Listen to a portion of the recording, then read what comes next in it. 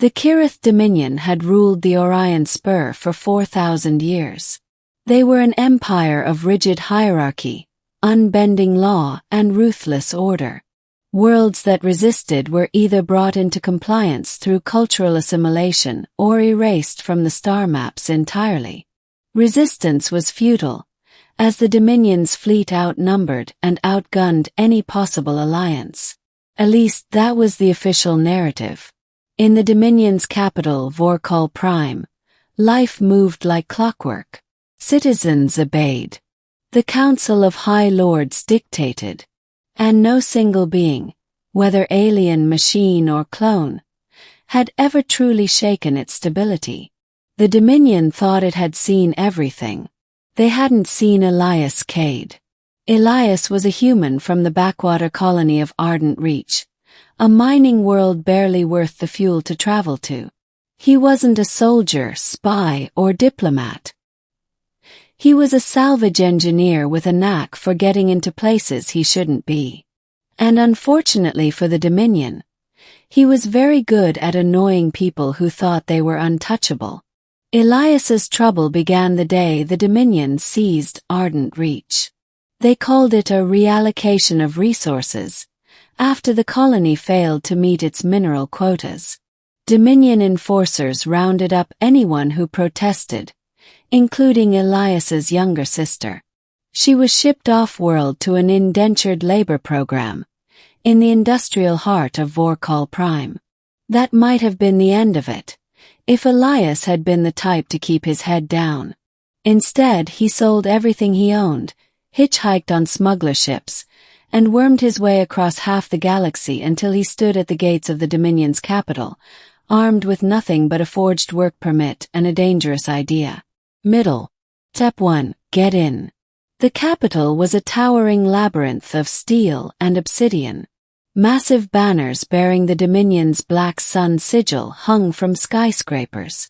Guards in glinting armor patrolled every street.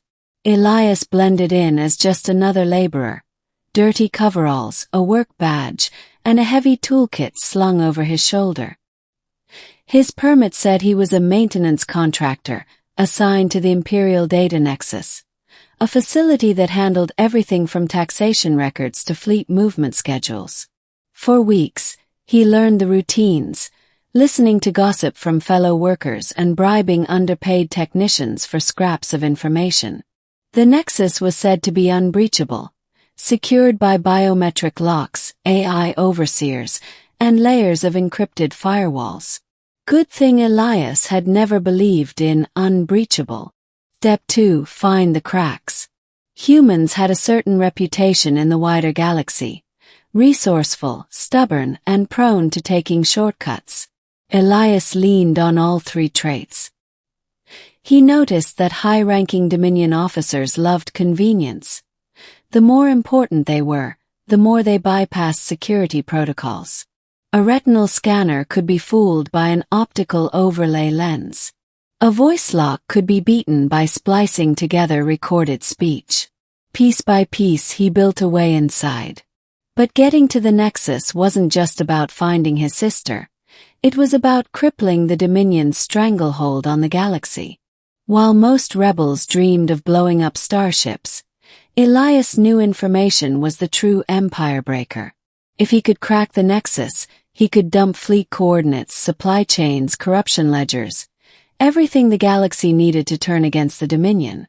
Step 3. Make the move. The opportunity came during the Ascendancy Festival, a week-long celebration of the Dominion's founding. While the streets filled with parades and fireworks, security shifted inward to guard the High Lords at their banquets. Elias slipped through the maintenance tunnels beneath the Nexus, bypassing doors one at a time.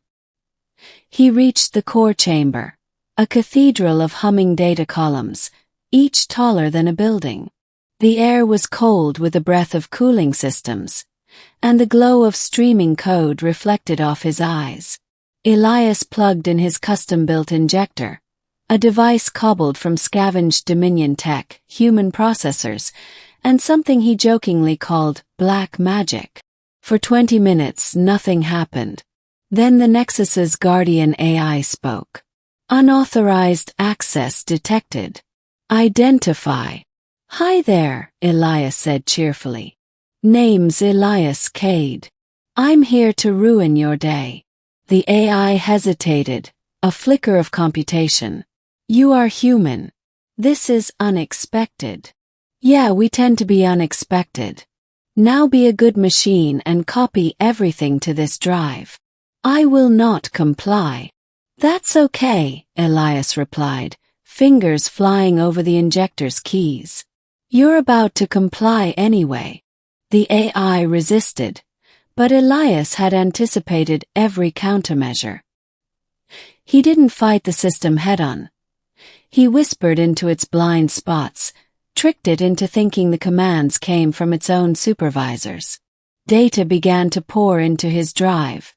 A tsunami of secrets. Fleet positions. Imperial treasury accounts. Personal crimes committed by the High Lords themselves. He also found something else.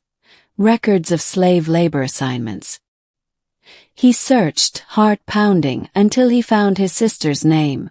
Lena Cade. Sector 14. Factory Block Theta 9.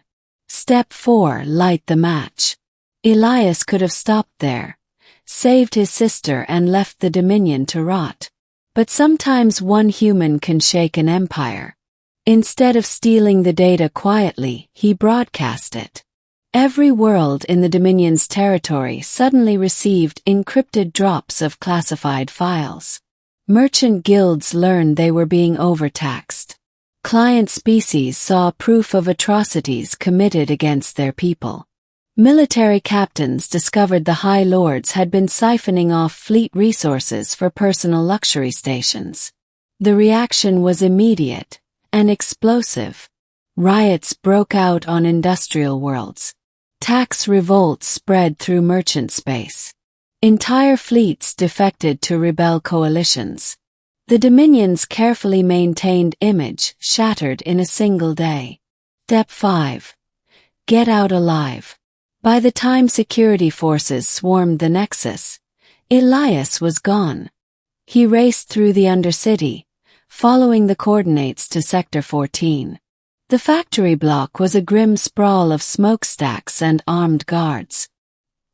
He bluffed his way inside, claiming he was there for emergency ventilation repairs.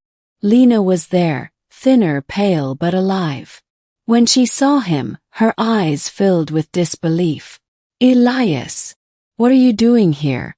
You'll be killed. Probably, he admitted, cutting her restraints. But not today. They slipped out during a worker shift change, disappearing into the chaos flooding Vorkal Prime. The streets were no longer orderly. Banners burned and mobs chanted for the High Lord's downfall. Ending. 3 weeks later, the Kirith Dominion no longer existed as it had. Its fleets were fractured, its economy in freefall, and several outer systems had declared independence. The High Lords bickered among themselves, too busy securing their own survival to enforce imperial law. Elias and Lena hid on a small freighter, bound for free space. News feeds whispered the legend of the ghost of the Nexus, an unknown saboteur who had gutted the Empire from the inside. Lena asked him one night, "Do you think they'll ever know it was you?" Elias smirked. "Probably. But by the time they figure it out, they'll be too busy trying not to get shot by their own people." She looked at him with a mix of awe and worry. "One human, Elias. You brought down an empire." He leaned back in his seat, watching the stars slip past. Empires fall all the time. But sometimes, he glanced at her and grinned. Sometimes all it takes is one very annoying human with a grudge.